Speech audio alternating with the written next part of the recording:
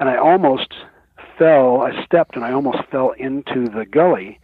Well, a bear apparently knew that salmon would get trapped in that pool trying to get up this little waterfall. So there was a bear, a full-grown black bear in the gully. And this is a dinky creek. This was a little, that pool was the only place that salmon could stop. And so the gully wasn't very big and the creek wasn't very big. And if I'd fallen in there, I'd fallen probably on him or at least right in front of him, a foot away from him. And what happened is my foot started to go in. That was Skip Morris talking about almost falling on top of a bear, the steps that followed, and why judo may have saved his life in this situation. This is episode number 36 of the Wet Fly Swing Fly Fishing Show. Welcome to the Wet Fly Swing Fly Fishing Show, where you discover tips, tricks, and tools from the leading names in fly fishing today. We'll help you on your fly fishing journey with classic stories covering steelhead fishing, fly tying, and much more. How's it going, everyone? Thanks for stopping by the Fly Fishing Show. In today's episode, I interview Skip Morris, the author of 18 fly tying and fly fishing books on trout, bass, and many other topics. We get into his background in fly fishing and how he has spent the first 10 years of his career designing rods. We cover West Slope cutthroat fishing on the Lochsa in Idaho and tying with buffalo hair. Don't miss this as Skip talks about his wife and his connection to this amazing women's movement that we're currently seeing and why this is so significant right now. So without further ado, here's Skip Morris from skipmorrisflytying.com. How's it going, Skip? I'm fine. Looking forward to speaking with you. Yeah, me too. I, a lot of my guests, I interview a lot of some pretty big names out there in fly fishing, and not all of them. Some of them I've never heard of before, but I've read your books, seen your stuff over the years, and definitely is pretty much as long as I can remember, I've seen your stuff. So it's pretty cool to be interviewing you here on the show now and dig into some trout fishing. I really want to focus on trout and fly tying because I know you've done a lot of stuff, including bass and, lakes and things like that. But I want to keep this focused here today. But if that sounds good, you ready to get started on this? I am. All right. So before we jump into kind of some of the tips and, techniques and things like that, I was hoping you can maybe just start us off with a little background on, how you got into fly fishing and, and how you got to ultimately where you are now with, I'm not even sure how many books and videos you have published out there, but, you're a big name in fly fishing, and maybe you can just bring us back how it all came to be. Sure. Well, actually, it's 18 books at this point, and I really don't know how many videos. Okay. It's several. I couldn't tell you offhand, but it's kind of funny. A lot of people, their dad taught them to fly fish, or an uncle, or somebody like that. Maybe even an aunt. And it wasn't like that for me at all. My dad was crazy about boats, and he sold boats and raced boats, and the only fishing he ever did was he would troll once in a while to see if he could catch a few salmon. And so we ate so much salmon that to this very day, I can't eat it more than once a month, or I just don't like it. Wow. It's nothing against salmon itself. It's just, Yeah. So I guess some people were probably raised on Spam, and they can't handle Spam. So yeah, it's amazing. Sort of like that for me. But once a month is good. Okay. It'd probably be once a week if it weren't for that. But anyway, so my dad, nobody in the family, I didn't have any brothers or sisters. Trying to think if I had an aunt. I don't think I had any real uncles. I had all these fake aunts and uncles, but none of them were fly fishers. So I just, when I was a little tiny kid, I saw that a fish could be caught, and my eyes just, turned around, because that was just hit me right. I guess is the only way I can say it.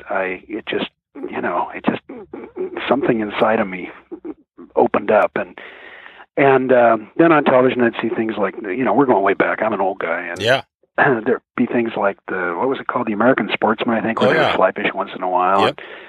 And I went, oh yeah, I want to do that.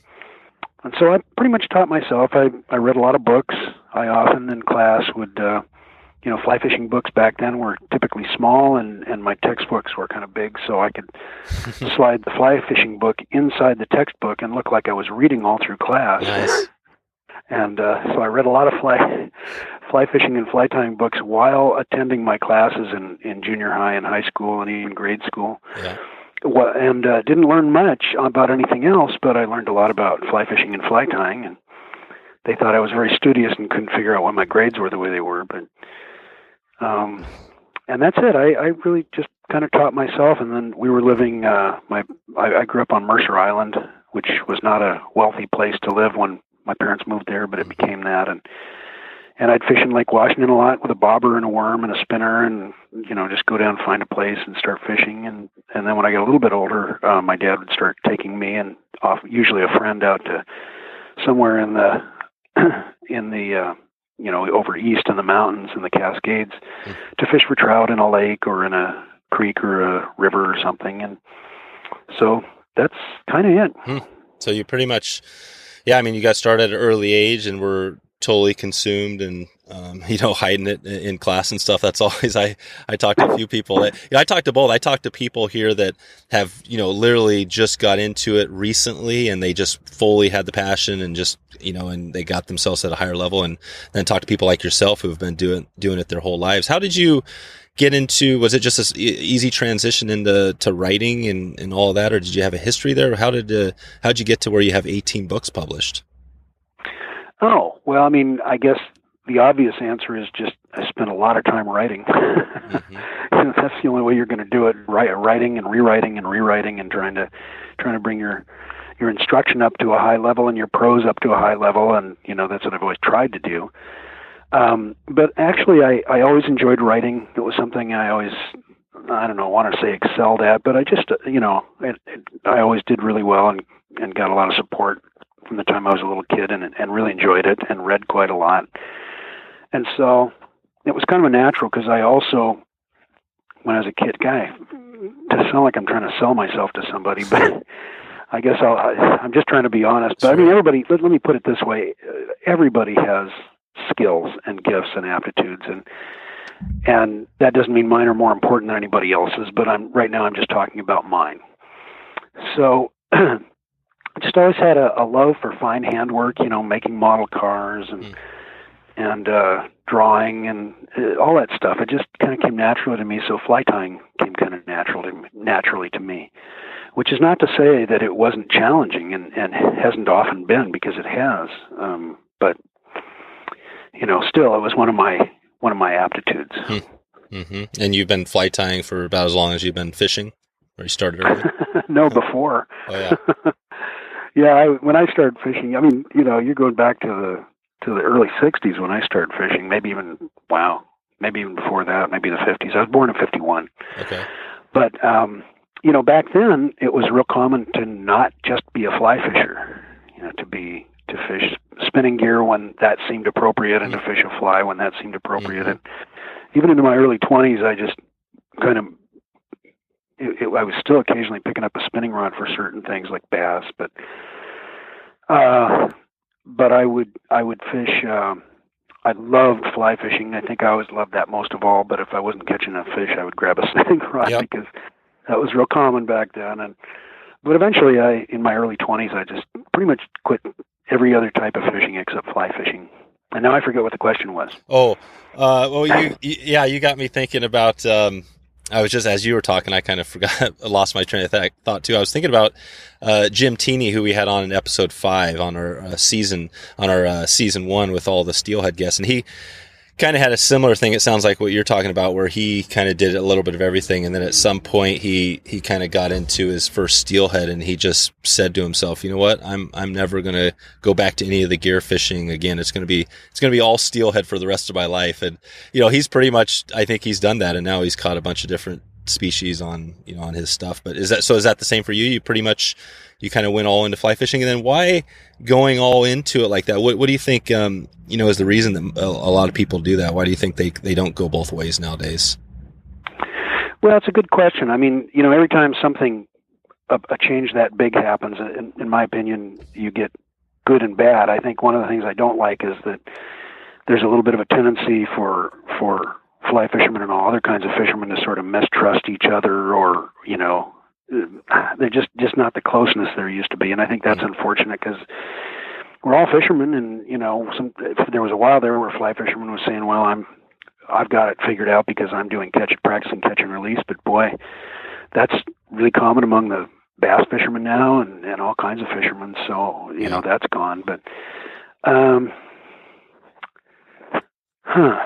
well, I think for me, it's just that fly fishing was so intriguing and charming and complex and intricate at times, and just those things just appealed to me. Plus tying flies, as I say. I never finished my answer on that, but I started tying flies. I can never remember my guess because I don't really know, but I think it was around 9 or 10 or something, maybe 11 even. And then I tied for a couple of years before I had the guts to try a fly because I really didn't think the fish around here would take one, which turned out they did. Yeah. So I guess more Oh, go ahead. I'm sorry. Yeah, no, I was going to say, I think it's just that, again, you get into something, and again, I'll bring it back to the steelhead analogy. We had a lot of people talk about that, where they gear fish for a long time, and then they just picked it up, and fly fishing was just kind of that next level of, I don't know what it is exactly about it, but it kind of, I think, just takes you to that next level. So I think probably most people on this, listen to this will understand that and probably are in a similar situation. I was going to talk a little bit more about the books that you published, but before I do, I was hoping you can maybe tell us about either maybe the last fishing trip you were on, or maybe one of your favorite places to fish as far as trout in streams, and then talk a little bit about how maybe you catch fish there. Sure. My last trip was about a week and a half ago, and we're going to be leaving soon for 3 weeks in Montana. But,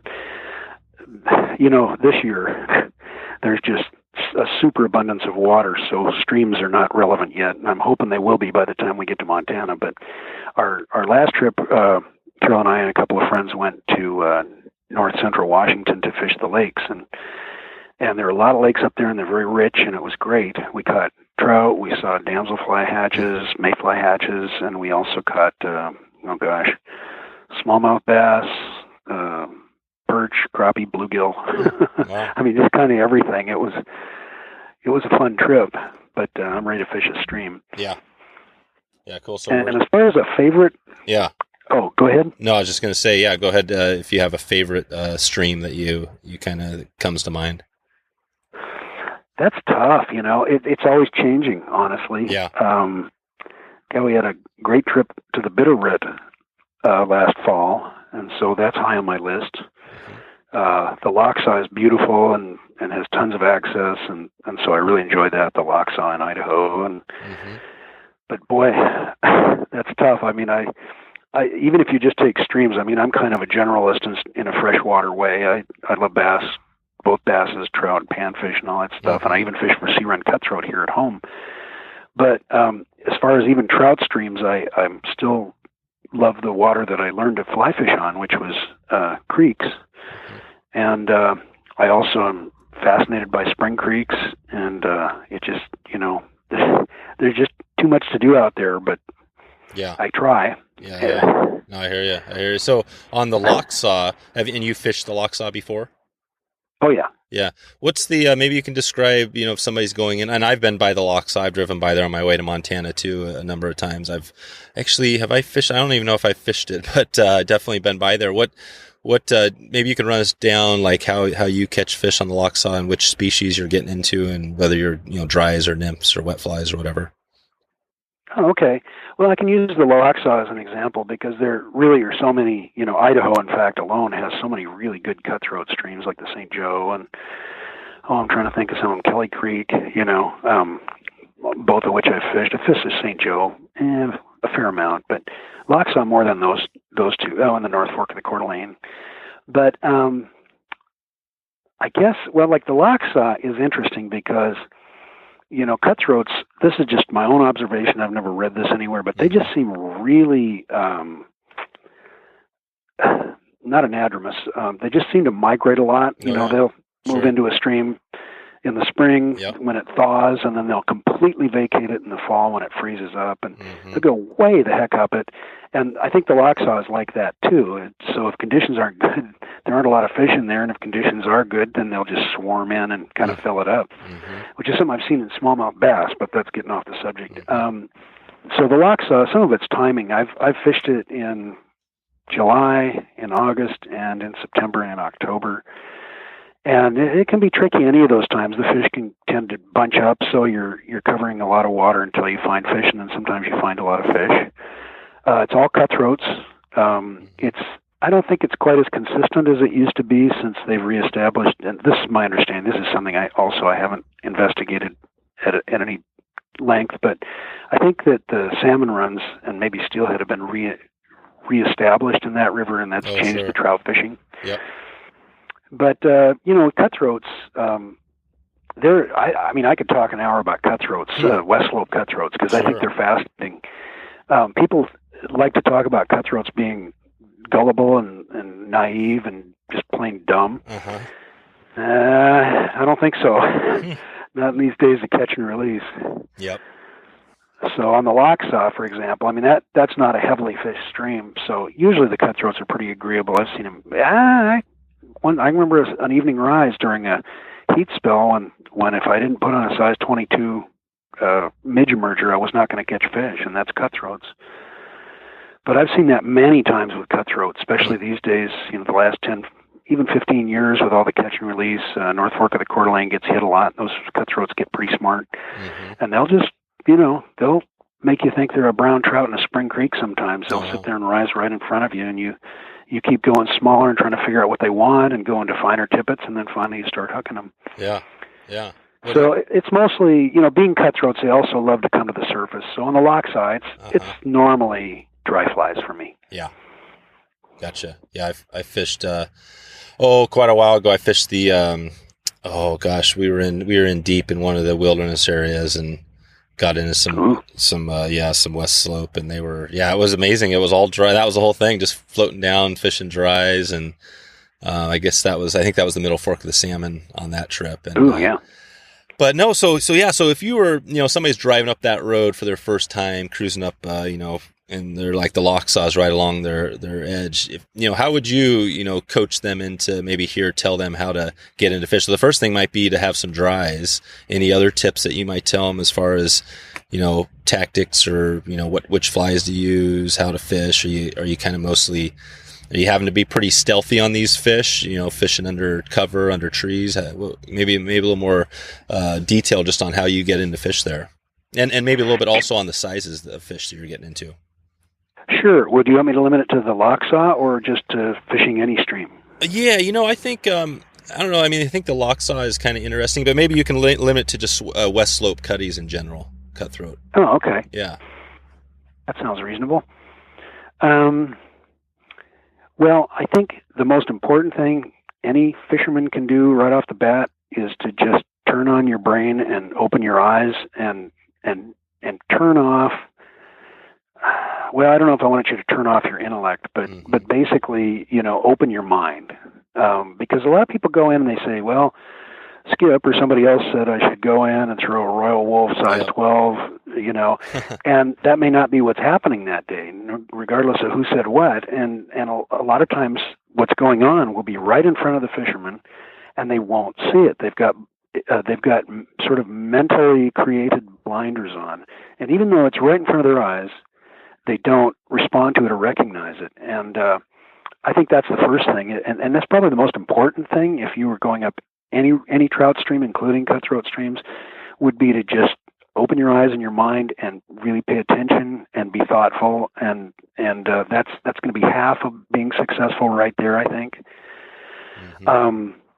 If I'm approaching new water, I'm again, and it's going to, everything I say is probably going to keep going back to being observant, but I would look for rises.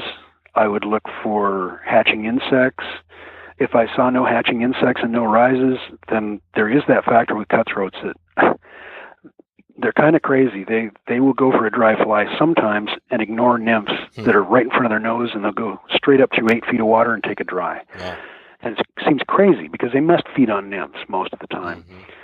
Then other times they'll go crazy on nymphs. They're kind of a nutso fish, but I love them. Mm-hmm.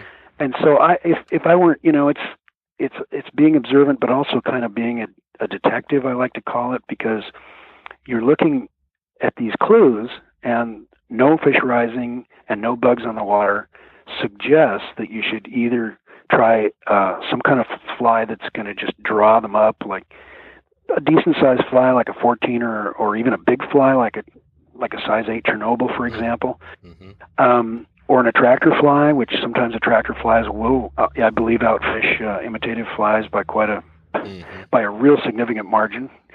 And then if that doesn't work, then I would try fishing a nymph. Okay, yeah.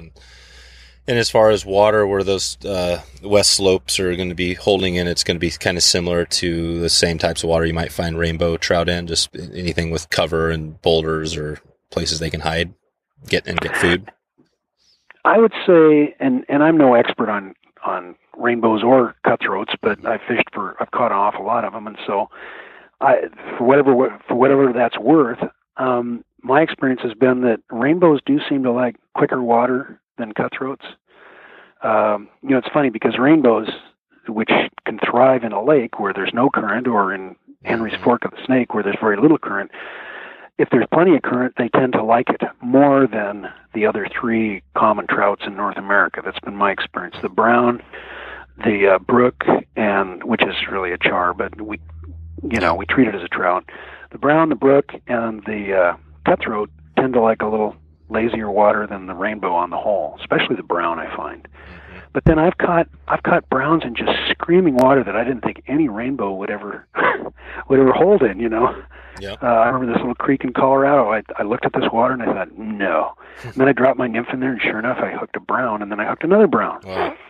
And I've seen that in Montana. I've seen that other places. So that's really, I think, an important thing for anglers is don't get caught up in rules, because fish and insects and the fishing don't follow rules. They don't care about rules. I mean, the rules are generally right, but they can be really wrong. Sure, no, that makes sense. And that's good stuff. I was thinking a little bit, thinking back to your books and stuff, and if those are good tips for people, thinking about going out in a new area. Are there any books that you have out there that you think you're most known for, and potentially something that you think one that might help somebody in this situation fishing a trout stream, like the Lochsa? Yeah, I've got, I would say 3 of them. I'm looking at them right now. I did 2 books with Dave Hughes and Rick Hafley. One is called Tactics for Trout. The other is called Seasons for Trout. And then for a beginner, I have a book called Survival Guide for Beginning Fly Anglers, which includes a couple of DVDs in it that are, which were shot directly for the book. And that one is, of course, an introduction to fly fishing, but it also goes through 4 different specific kinds of fly fishing, and one of them is trout in rivers. And so I would say those 3 more than anything, because a lot of my books are fly tying books. Okay. And then I have Morris and Chan on fly fishing trout lakes, which is strictly about lakes. Yep. So I would say those 3. Okay. And you mentioned a few pretty big name co-authors there, and I've talked to Rick, and he's going to be on the show, and I'm hoping to get Dave on as well. What have you, I guess you've published some stuff on your own and with co-authors. What has been the difference there, and what have you learned from that experience working with other folks? Well, it was easier because I only had to write a third as much and provide a third as many photographs. Is that pretty much how you do it? You just separate the books? Like you'll take these chapters and these guys take Rick takes the entomology, and you just split it up that way and then come together? That's what we did. Yeah. Okay. And so it was really pretty easy. And Dave and Rick are very reasonable professional guys, so I tried to be too. Okay. And that made it really it got a lot of fun, actually. Yeah. Okay. And what was your first publication, if you remember that, and what maybe you can take us back to that moment of when, I don't know if your first one was the most memorable or whatever one had the most impact on you, what that felt like and that whole process. Well, my first book, and I remember it well, I still have a copy or 2 around the house, which it's out of print.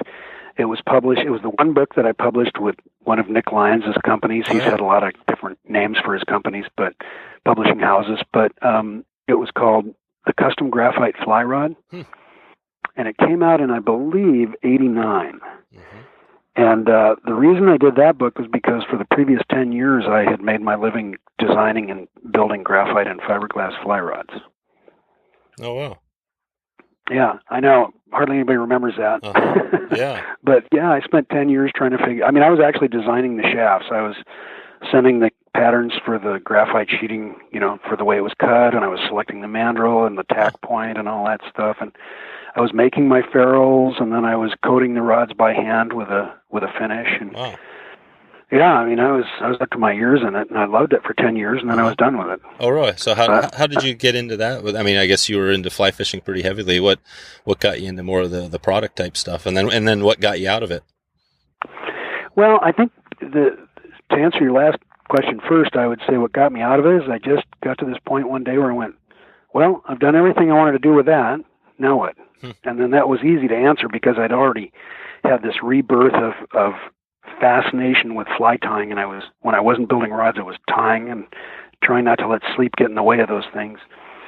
So I was really up to my ears. But I when I was a kid, as I say, I always had a love of fine handwork, and that was rod building. So as a kid, I had built some fly rods, and then I went on to other stuff like kids do. And then in my late 20s, I just realized I could build another rod, and I did, and I went, I got to do this all the time. So that's what I did, and then I started hanging out with a guy. Well, not really hanging out, but I mean, I was calling him far too often down in Pasadena, California, named Russ Peak, and Russ was famous for building originally fiberglass rods, and then later graphite, and then some combination rods that were graphite, fiberglass, boron, graphite. And he would do the same thing that I ended up doing, which is designing the rod shafts to fit each customer. So if you called him, you'd be on the phone with him for 40 minutes or a half hour. He would ask you a lot of questions, and then you would get your rod 3 or 6 months later, whatever the backup wait time was. And if all went well, the rod would be just what you were looking for. It would have, if you wanted to throw a streamer a long way and you had this sort of casting style, and there were certain rods you liked and didn't like, that would all go into the design of the rod. So it was really intriguing for me. Yeah. And I loved it, and then I didn't love it anymore. Yep. Yeah. I guess that happened. What do you think it's, back then compared to nowadays with the rods? I mean, are there, I guess the companies now have a lot more models and stuff, but it seems like that was fairly unique. Custom designing actual rods. Is that something, how did that, as far as the industry, how did that change? Did you stay with it and see how that moved into currently what we have today? Well, I haven't kept, back then I used to fish all kinds of rods, or not fish, but at least cast all kinds of rods from manufacturers and try to see what they were doing and what I liked and didn't like. I can't say I do that so much today. I'm with TFO on their pro staff, and I just fish TFO stuff. Once in a while I put my hand on something else just to compare, but so I can't say I've kept up with the industry at all. Kind of, when I was done with it, I backed out to a large degree, but some things really have changed. A lot. Yeah. I mean, I was always a big fan of 4-piece rods because, as Russ Peak once told me, said you build a good 4-piece rod with these contemporary ferrules, you can't tell it from a 2-piece, but it's way easier to get around with. And I agreed, and I found the same thing. I'd build identical rods, one 4-piece, one 2-piece, take the same shafts, cut in a ferrule, and I couldn't, I really couldn't tell the difference even with all that work I did on rods to try to become very sensitive to it. So that's changed because now, it's almost hard to find a 2-piece rod. It seems like everything's 4-piece. That's right. And I think that's great. I think it's interesting that glass is making a sort of a mild recovery. Mm-hmm. I always thought glass was pretty cool. I built a lot of glass rods before I got into graphite, and then I did both. But glass, it's heavier than graphite, and it doesn't have that. It doesn't get to that point in a cast where it sort of seizes up and provides this additional power. But for some kinds of fishing, it's nice not to have the rod do that. Shorter distances, small water, that kind of thing. That's right. And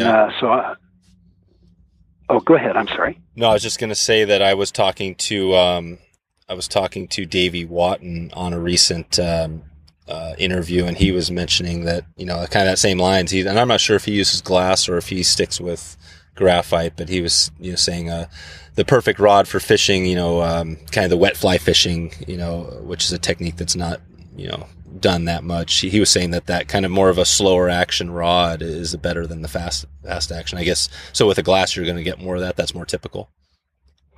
Yeah, although I think there is one thing I've noticed that, as I said, I was designing the rod action, and so I'm real familiar with that in both glass and graphite. And there are inherent tendencies in the different materials, but at the same time, you could build and I have built a very stiff, fast action rod where almost the whole rod was just casting off the upper part of the tip out of glass.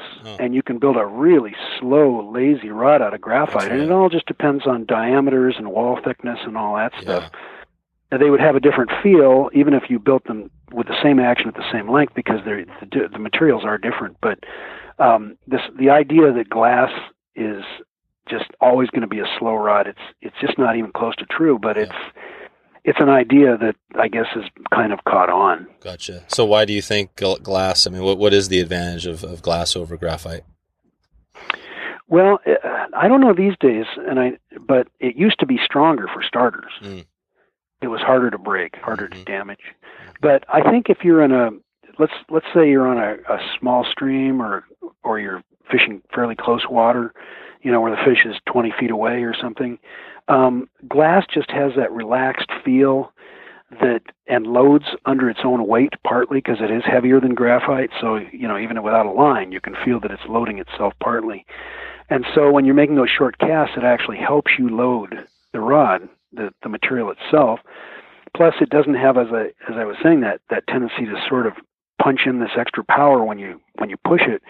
And if you're making short casts and you're trying to do delicate presentations on short casts, either or both, glass starts to have some possible advantages. But at the end of the day, what really matters, I think, in those terms is what suits you, what makes you feel good. Because I really think that rod length, rod action, rod feel, rod material, all that stuff is sort of like, well, it's kind of like going into a restaurant and getting a big menu. And if you get 10 people at the table, probably everybody's going to order something a little up to a lot different. Yep. And they're all going to be right. That's what suits them. That's what tastes right. And with rods, if it suits you, then it's good. Yep. No, that makes total sense. I want to jump into a little bit on flight tying, because I know you have a lot of information out there and books and things like that. I was hoping I can't remember if I was reading this. You had a light Cahill cage fight back in the day. Is that maybe you could explain what that's all about, and then we can get into some tips and things like that. Oh yeah. Well, that was a comment I made when I sent you that email. That's something I've never written. Yeah, I've never written that before. Oh, but cool. Well, it's just a way of describing the way that I went after the light Cahill. When something intrigues me, fly tying, rod building, fly fishing, and some other things in my life, I just don't know how to do it halfway. It's full throttle right off the bat.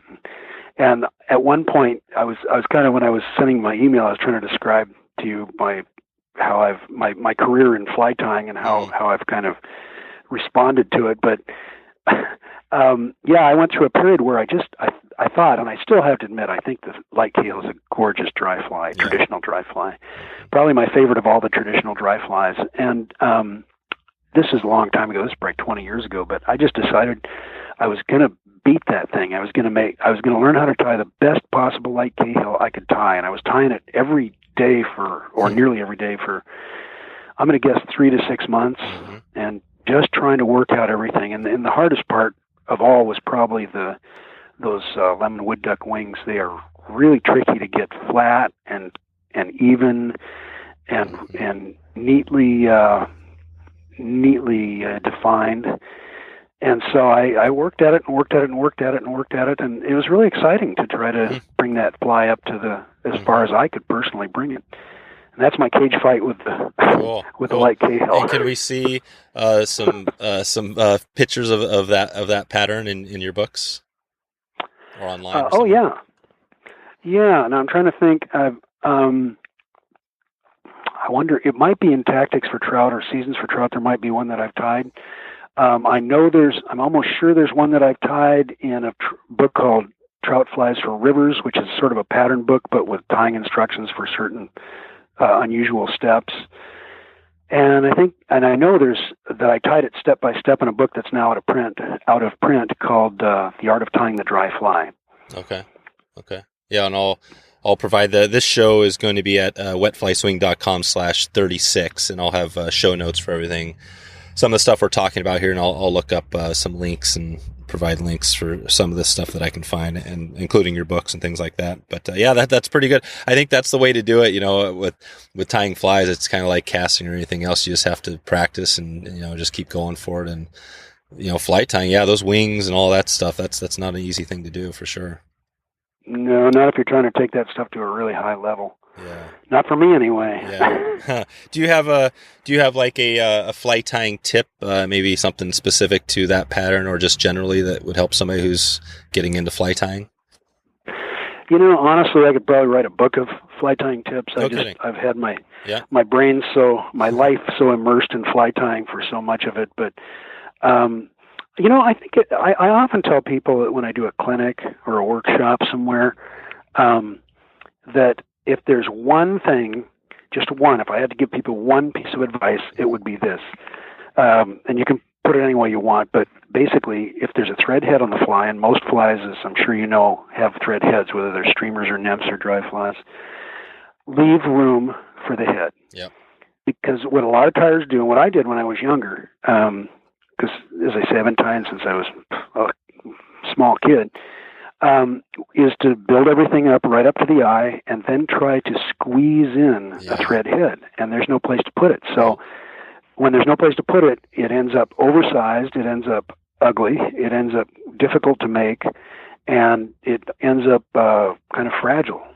So if you leave about a hook eye length of shank behind the eye for the thread head, you're set. You've got, it's going to go faster, it's going to be neater, it's going to be stronger and look better. Well, neater, look better, same thing. But anyway, it's all advantages, and you don't even have to actually do anything. You have to just not do something, and that's not fill in that space. Not cramp yourself. Yeah, I was thinking of a video. Kelly Gallup, I think, had a video on basically talking about that same thing, how to avoid getting too close. And he said the same thing. Basically, you kind of wrap some thread around this space where you don't go past, and that's the thing. So you don't tie any materials past that part on the hook shank until the end of the fly.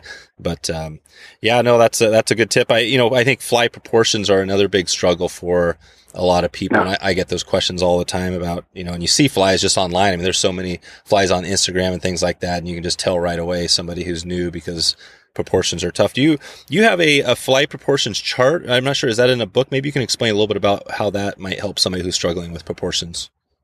Well, I did make a fly proportion chart, and it was covered with clear plastic, so that it would last a long time. And I published that with Frank Amato Publications, and it did well, but then slowed down, and they decided not to reprint it. It's not around, unfortunately, but there was one. Yeah, all right. I would probably, I'll have to take it. I'm not even sure if I've seen that over the years. I may have and not even known it was your thing. But okay, so what about proportions? Do you have any tips there on? That's kind of a tough one for people, like as far as just, you got this fly. I guess you can find a pattern you want to tie in, try to tie as close to that as possible. But anything else you think of that can help somebody struggling there? There is. And I think I really believe this, and I've taught a lot of beginning fly tyers, especially friends and family, but, actually all over the place. And the thing that I find with new fly tyers is that I think the big problem is that they don't take proportions seriously enough. And they don't recognize the importance of them, because a fly that's tied with, say, too much hackle or overlong hackle, you might not be able to hook very many fish because it kind of guards the hook point from getting into the fish. Or it might not, if the hackle's too short, it might not support the fly enough so that it floats as well as it should. If you get your proportions off too much, the fish will come up and look at it and they'll go, that does not look like a caddisfly to me, and that's what I'm eating. Because with trout especially, when they lock onto something, they lock on, as you know. We call it selectivity, and it's real. But I do find that you'll show, and I probably did this too. In fact, I know I did at least to some degree because I've got some of those old flies. So it's not like I'm superior when I say this. I've been through this. But beginners tend to go, well, that looks about right, or I think that should be right. And it doesn't matter if make sure it's right. Use your scissors to measure. If it's supposed to be the length of the shank, don't make it the length of the full hook, whether it's wings or tails. Use your scissors to get the blades. Let's say the wings are supposed to be the length of the shank. Hold the scissors up and pinch them so they're not going to move, and then get the tips so that one tip is at the one end of the shank and the other's at the other end, and then hold them up and measure that wing. And if you got it wrong, then you can trim it, or you can start over, or you can just ignore it and be more careful, or get it do better on the next one.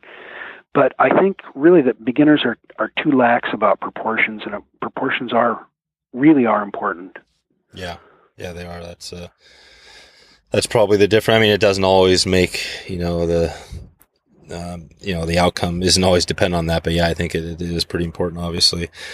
Cool. So we talked a little bit about Rick Cafley and some other folks. Are there any other people throughout your history and doing? And how many years have you been? I guess when did you have your first book? You said it was in the 80s. It was published. Yeah, I think it was 89. Okay. And I'd been making a living since 1980 building rods. So I've been in the business since about 80 or 81. Yeah, you've been in a long time. Okay. And are there anybody that sticks out along the way, that kind of mentors that helped you kind of get to where you're at, or what was that process like? Oh yeah, definitely. I mean, indirectly, Roderick Haig Brown, I think, taught me to love fishing and be fascinated by it more than anybody ever did. I don't know if you're familiar with him. He's been gone for a long time. Okay. Yeah. But for your listeners, he was a writer, fly fishing writer, who lived on Vancouver Island in British Columbia, which is not terribly far from where I live. And he wrote a series of what I consider brilliant books. I still read them all the time. I've been reading since I was about 11. I own all the standard fishing books that he wrote, and some others as well. River Never Sleeps is his masterwork. I think most would agree. And anyway, he wrote about fishing in that area. He also wrote about his childhood in England, fishing over there, and sometimes it gets pretty funny. But he's a wonderful writer, I think, and just had this incredible fascination with fish and with fishing. And I met him a couple times, in fact, which was a big thrill for me. Yeah, when I was just really young, I met him, chatted with him a little bit. I was so starstruck I could hardly say a word, but it didn't matter. I could shake his hand, go in his house, Oh, cool. And then directly, I mean, some of the influences that I know Dave Whitlock now. We communicate every once in a while, but he was really a hero of mine, and I never met Lee Wolf, but he certainly had an effect, and later on Al Troth, certainly, and I did meet Al. In fact, I've got some of his flies here. Lefty Cray was actually a huge help to me in getting started in this business. He just kind of coached me, really, and so I was heartbroken when he died, although certainly, good for you, Lefty. You lived a long time. And I got an email from him when he was around 90 that he had some fishing trips planned. So, he got to fish for an amazingly long time, and good for him. So he was wonderful to me, and I just thought the world of Lefty. Yeah. And Russ Peak, as I mentioned earlier, in rods. And boy, there are a lot of, I know a lot of people in the biz these days. I know John Garrock a little bit, and I know a little bit, and I know his buddy Ed Engel fairly well, because we crossed paths at shows, doing shows at different times in the East and the West, all over the place, and ended up going out to dinner a few times, and the list just goes on. Jack Dennis, I mean, all these big guys in the industry, and this is, if you don't mind my veering off on another subject. For sure. I am thrilled with this wave of women coming into fly fishing that seems to be happening right now. Partly through Carol and partly just through the business. I've met a lot of the newbies, not newbies, but the women who are part of, who are really behind this wave. That's right. Younger women, and all the ones that I know are just sweethearts, and I think that's great. I mean, they're really sharp fishermen. Yeah. No question about it. They need, apologize to nobody. No. I think it's great. I'm just really pleased to see women coming in, and I'm also really pleased to see the figureheads of this movement are just good people and excellent fly fishers. Yeah. No, I think you're right on that. That hits home for me. I mean, we've talked about this on the show a little bit, but I have 2 little girls, and so women, it's really important for me to, and I think not only for myself, but just the, fly fishing itself. It's such a white male sort of, at least the history, of the sport or whatever, you want to call it. And I think it's important to keep this thing growing. And I think, there's all sorts of reasons why we want it to keep growing, but, getting more women, and not only women, but just diversity of other, other people from around the world and ethnicities and all that stuff is important. So, I appreciate it. I did notice that, Carol has been a big part of, where you are at. And I don't know the whole story there, but it sounds like you got a pretty amazing woman there yourself that's helped you, do what you've been able to do throughout your life. I am lucky. When I met Carol, I had come to the point, I'd had one failed marriage and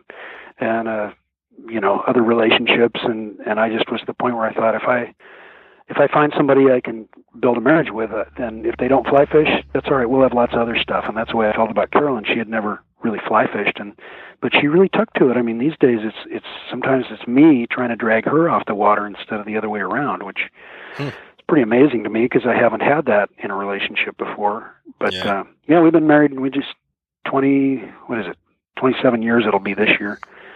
Yeah, that's awesome. And we fished a lot, and we worked together too. I mean, she is the photographer for my books. She's the illustrator for my books, and she's starting to actually sell quite a bit of her illustrations and some of her photography on her own. That's getting going with her Etsy site. And yeah. So I mean, that's a lot of being involved with another person. You sleep with them, you vacation with them, you fish with them, you work with them, and so that's challenging, but it's, in general, I think it's a gift. Yeah. Yeah, no, that is huge. That sounds. And she's a good fly fisher too. I mean, I guess a little tiny part of me feels a little bit overwhelmed when she outfishes me, but mostly I just feel proud of her. Yeah. And she does. She's a fine caster, and she's a very good fly fisher, and she picks out things that I miss. So. Probably a good fly tire as well. She is a good fly tire, yeah. And if she decided she really wanted to do more of it, she'd get really good fast. Yeah. She's already quite good. Yeah, totally. What are? I was kind of going to get into some more kind of fishing tips. Do you think, if you got somebody new, my girls are pretty young. Any tips to help them? Well, I mean, I guess everybody. I've had them casting and tying a little bit already, but to help somebody. Kind of get into it a little faster or enjoy it a little more. What would you say to, when you've got a couple of little kids to get them going?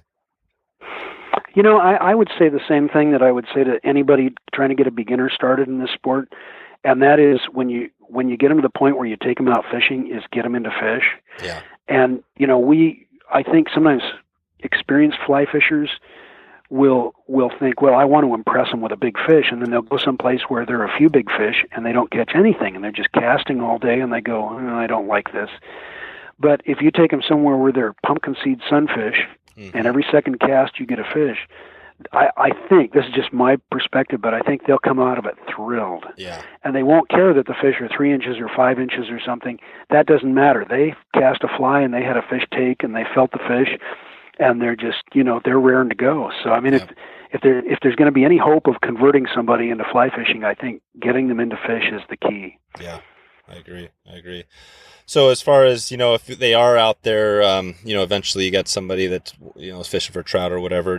We talked a little bit about tips and things like that. Do you have any other fly fishing tips you might tell somebody, that's trying to get into some trout, just kind of generally, or anything specifically you think about? Or, I mean, you don't do, and you've never done any guiding, or has that been something you've gotten into? No, I'm not tough enough. Yeah. I know a lot of guides. Yeah. And I've fished with a lot of guides, And I just, when you chat with them, you find out how difficult what they do is. I mean, have you guided? Yeah, I've done a little bit. I've done a little bit of it, and I think it. What I feel about guiding. I've interviewed a lot of guides on here, already, and the thing about guides is I think that it's almost like you're born for it. I know, like, I was talking to Davey Watton, and he's still guiding. I think he still guides like 200 and 50 days a year or something like that. And but I think it's like. I think again it comes to that passion. Like if you can find that thing you're passionate about and you really love. When I guided, I didn't love it. It was like it was a job. I mean, I can tell you, there's definitely some money to be made, but when I got out of it, I was just like, man, there was nothing I've ever done in my life that was harder than that. And maybe that's kind of saying something silly because I know people do all sorts of hard jobs, but I wasn't into it, and so I didn't stick with it. But I know there are guides that are amazing, right? And you've probably met them that are just amazing guides and they love it. So I don't know what the secret is, but I think it's something to do with you're just kind of almost born for that sort of thing. Yeah, well, I think that's really true. And this is speaking as somebody who isn't a guide, but that's my impression is I think if you get as much or more pleasure out of seeing somebody else catch a fish as you get out of catching a fish yourself, that's probably the first prerequisite to becoming a guide. And boy, I found there are a lot of guides who really aren't very good. I mean, getting a guide doesn't mean you've got a good guide, but the good guides are amazing. We've fished with both men and women guides who are just fun to be with and very knowledgeable about their water and helpful, but always ready to stand back and let you do it yourself if that's what you want. I mean, just every angle nailed. And they amaze me. Plus, if you're a guide and you get 30 days of booked, you guide for 30 straight days, getting up before the crack of dawn to prepare everything and wash your boat and get your flies together and your gear, and then go to bed long after you land the boat, because you got a whole bunch of things to do before the next day. And they'll go 30 days, 40 days doing that because next winter there may not be hardly any work at all. Oh man, I'm not that tough. No, it's for sure. It's definitely a tough, but again, I think that's the cool thing is that there are some amazing things about doing it. And that's obviously why people, why they do it. I was thinking, we got a little bit of time here, Skip, before we move on here. But I was just thinking, again, if you think about your life, you've been doing this a long time. Is there a story, either just from your life generally or fishing, some experience that kind of helped put you in the place you are now, or does anything kind of stick out throughout your long history and just kind of out there in the world? As far as how I got so passionate about fly fishing that I been making my living at it since 1980. I probably more than anything, it had to be Haig Brown. Just what I got from his books. That's powerful. As far as experiences, I mean, I've had a whole bunch of really dumb near-death experiences, and most of them were my own fault. So I'm very lucky to be here talking with you now. What can you talk about one of those near-death experiences? Yeah, well, I think the one two most colorful, one was almost falling on a bear up in British Columbia. I don't think that would have gone well. No. I was a kid. My dad, as I said, was a big boater, and that's a long story, but we were way up on the coast of British Columbia in the middle of nowhere, and there was a creek, and there was a lake above the creek I saw on the charts, on the nautical charts, and so it's probably 13 or something, and I went up, and I walked up the creek, and it was in a gully, and there was a pool, and there was a salmon in the pool, and I didn't see any other trout, and I didn't want to bother the salmon, and I wanted to try the lake, so I tried the lake, caught a couple fish. It was too warm, but I still caught a couple of fish, and then as I was going back down, I was looking for rises on the lake, walking along the stream, and it wasn't very long. I mean, the lake was just, I don't know, a few hundred feet above salt water, and then just a slope, and the creek was going down the slope, and I stepped and I almost fell into the gully. Well, a bear apparently knew that salmon would get trapped in that pool trying to get up this little waterfall. So there was a bear, a full-grown black bear in the gully. And this is a dinky creek. This was a little, that pool was the only place that salmon could stop.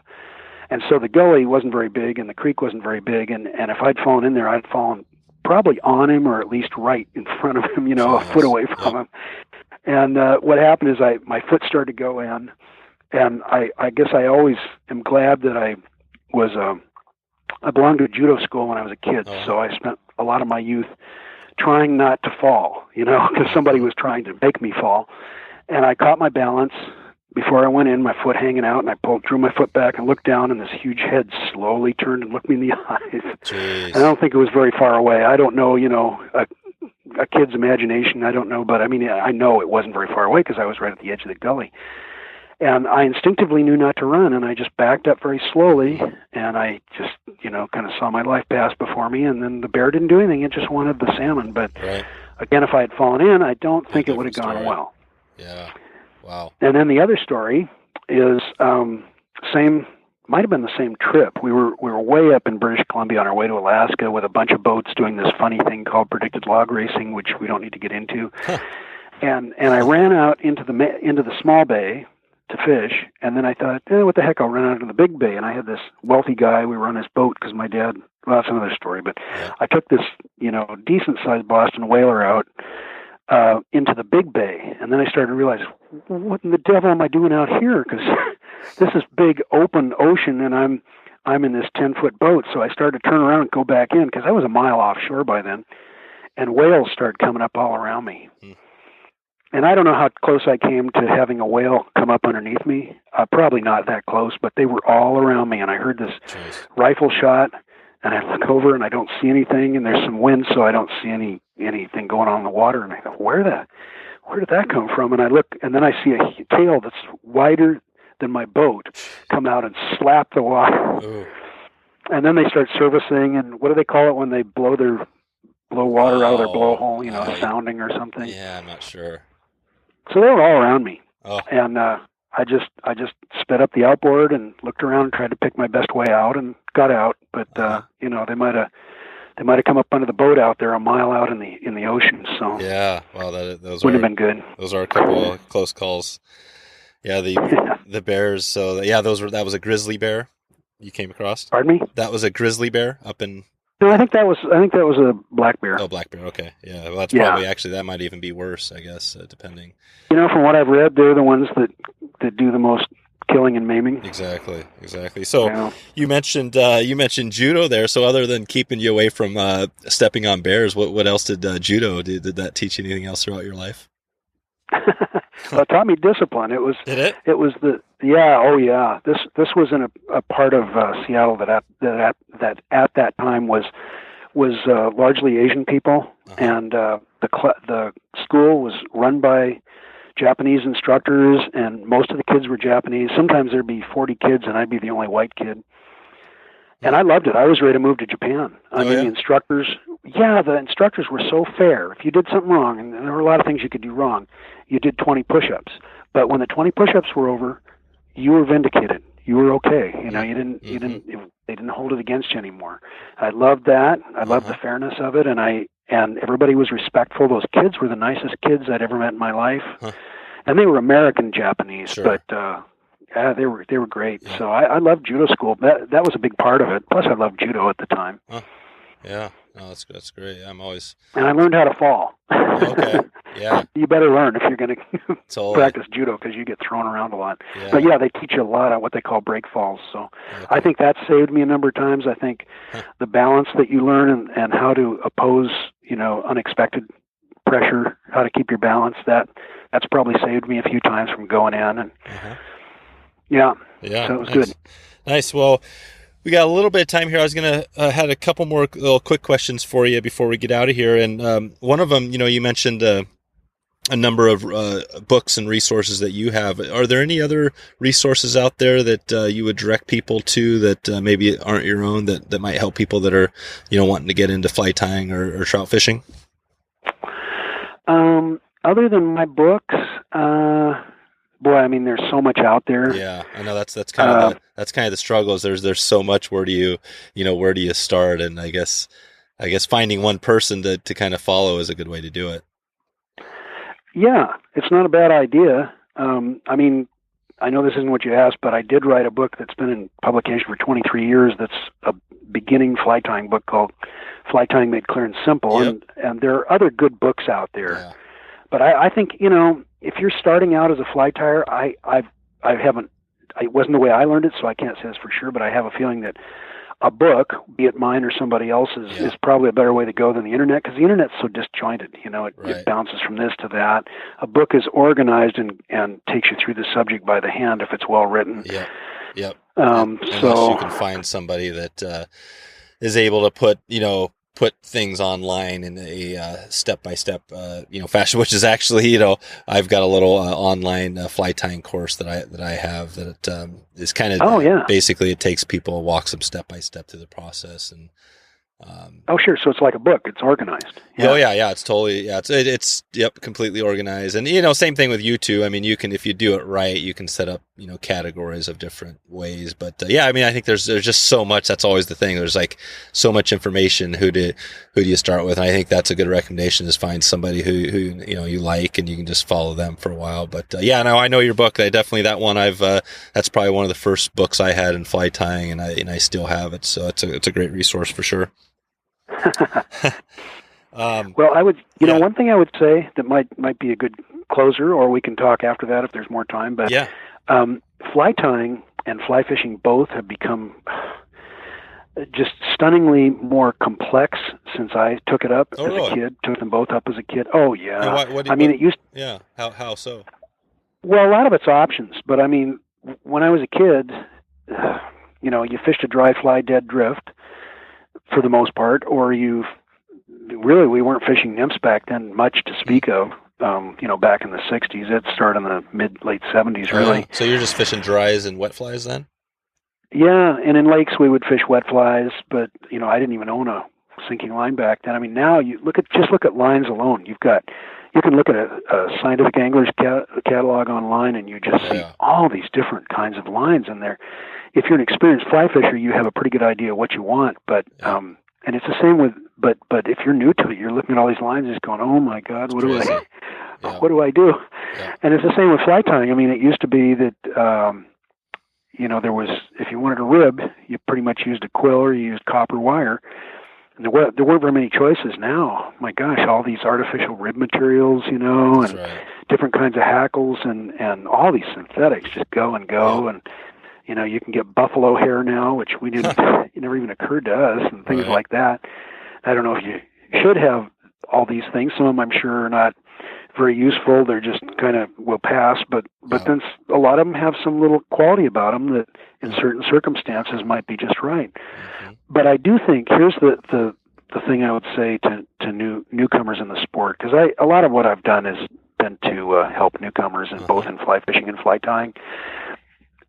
Even though the sport has grown a lot more complex, more techniques, more tackle, more fly tying materials and techniques, all this stuff, the basics really haven't changed.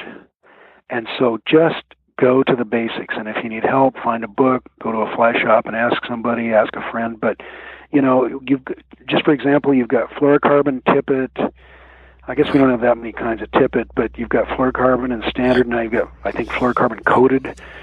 And all these, just go with standard tippet to start out with, and you'll be fine. The standard stuff caught fish for a long time. Mm-hmm. And I mean, when I say standard stuff, I mean standard rods, standard lines, standard leaders, standard flies, before all these options came out. So if you stick with the basics, you can catch fish and you can get started in this sport, and then you'll figure out later which of those options you like to explore. That's great advice. I think that is, keep it simple. The KISS method is the way to go. All right. Well, before I let you get out of here, I just had two other quick ones. So if you had to pick, I know you don't probably want to do this, but if you had to pick a couple of dry flies that you had to just kind of go with, which ones, without necessarily matching the hatch, do you have a couple of generalists that you would use or you'd recommend to have in your box at all times?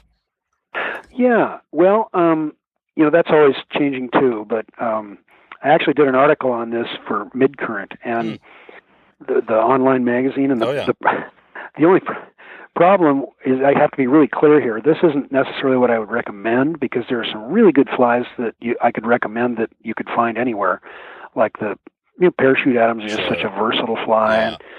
But if I had to pick two, and did you say dry flies or just trout flies? I said dry flies, but I would actually maybe just trout flies is a better way to put it. Okay. Well, let me just do two dry flies for now, and then if you want to do some more than that. Okay. I fish a lot with last fall.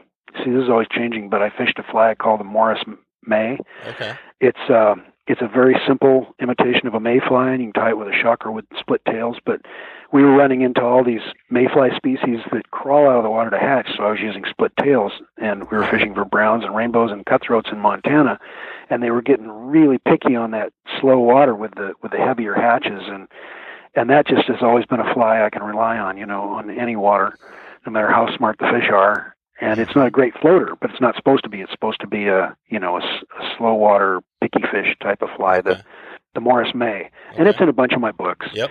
And then another one that I fish a lot now, which is a fairly new fly for me, but it's called the hackled. Not that. I got that wrong. Yeah. The hackled Skip's Promise. Okay. And it complements the Morris May because it's tied larger generally, from 12 up to size 8 hooks, even 6. And it's just a really fast fly to tie once you get used to it, but I use it all the time. Perfect. Yeah, those are all definitely, I'll link out to that mid-current article as well in the show notes. As I noted earlier, it'll be at episode 36 for this one. So yeah, we'll provide links to those, and maybe I can find some photos of those flies online as well. Cool. Well, just had one last question. In the next 6 months or so, do you have anything new coming up you want to let people know we can expect to, any new projects or anything else you got going we can keep an eye out for? The next 6 months. Well, I don't have any books coming out in the next 6 months, but recently Brian Chan and I took back the rights to Morris and Chan on fly fishing trout lakes, which has been around since 1999. And we did an updated version of it a few years ago, and we took back the rights and reprinted ourselves, so it's back in print. So that's kind of exciting. Oh, nice. And as far as, I've got some clinics and things here and there, but those things mostly for me because I don't do a lot of on the water, hands-on. Well, I do hands-on fly tying for sure, but I'm not one of those guys who does a lot of, weekend clinics where people come to some lodge or something and fish with you. Yep. I mean, I've done those, but I don't tend to do a lot of those. My busy time starts sometime in the fall, and then sometimes I'm just running around all from fall through winter into spring doing fly fishing shows and expos and speaking for clubs and doing clinics at fly shops and that kind of stuff. What's your next expo or show? Or I guess we're kind of past the expo season, but is there something else coming up this summer that you're going to be doing? Well, yeah, the next one is going to be in about, I can't tell you for sure, it's like in 24th, 20, something like that, whatever's a Saturday of June. I'm teaching an all-day thing. It's part of it'll be fly time, part of it'll be instruction on, or not on, but the instruction part will mostly be on fly fishing trout lakes. Mm-hmm. And the fly tying, I'm trying to remember because, these things I have to look them up to see what I'm supposed to be doing in a week. That's right. And I got to look it up in a week early because I have to practice everything. But that's right. Until then, I kind of forget about it, Sure. But I'm doing that in Hamilton, Montana. Oh. For the fly clubs there. Is that Western Montana? Pardon me? Is that Western Montana? That is, yeah. That's pretty much as far west as you can go and still have a decent-sized town. It's not far out of Missoula. Gotcha. Hamilton. Yeah, it's a great area. Which was really kind of funny because we fished Hamilton last summer. Then we liked it so much we came back in the fall, and then we got back from our fall trip. I had a call from, of all places, not some little town in British Columbia, not someplace in Maine, but from Hamilton, from the club there, and they said, we want you to come and do our annual deal for us. And I said, what are the odds of this? There you go. Could have been 100 other clubs, or maybe 200, I don't know, but... Yeah. But anyway, so we're going back to Hamilton. That's late June. Cool. Good deal. Well, I'll leave it at that. And if people want to find you, where should we send them if they had questions? Oh, just go to my website, skipmorrisflytying.com, and there's a contact form or contact thing in there. Yeah, so they can email me and perfect. That works. Perfect. Great. Well, I'll put a link there in the show notes for that. And Skip, just wanted to thank you for coming on and spend the time to chat about, tying and fishing and focus on trout. I know, like I mentioned, your fly tying books and things like that, I've had them on my shelf for a number of years. So, I highly recommend anybody that's, new to it or, even been doing it a while, that you got a lot of great resources there. So just appreciate you coming on and wanted to thank you for providing all the knowledge today. Well, my pleasure. Really appreciate you inviting me. All right. Thanks, Skip. We'll talk to you soon. All right. Thanks, Dave. All right. See ya. Bye. So there you go. If you want to find all the show notes with all the links we covered, just go to wetflyswing.com/36. If you get a chance, send me a tweet on Twitter with a lightning bolt emoji to let me know you're still around. That'd be pretty cool to hear who's still sticking around to the very end here. So that's wetflyswing on Twitter. Thanks again for stopping by to check out the show today. I'm looking forward to catching up with you soon and hope to see you online or on the river. Later. Thanks for listening to the Wet Fly Swing Fly Fishing Show. For notes and links from this episode, visit wetflyswing.com. And if you found this episode helpful, please subscribe and leave a review on iTunes.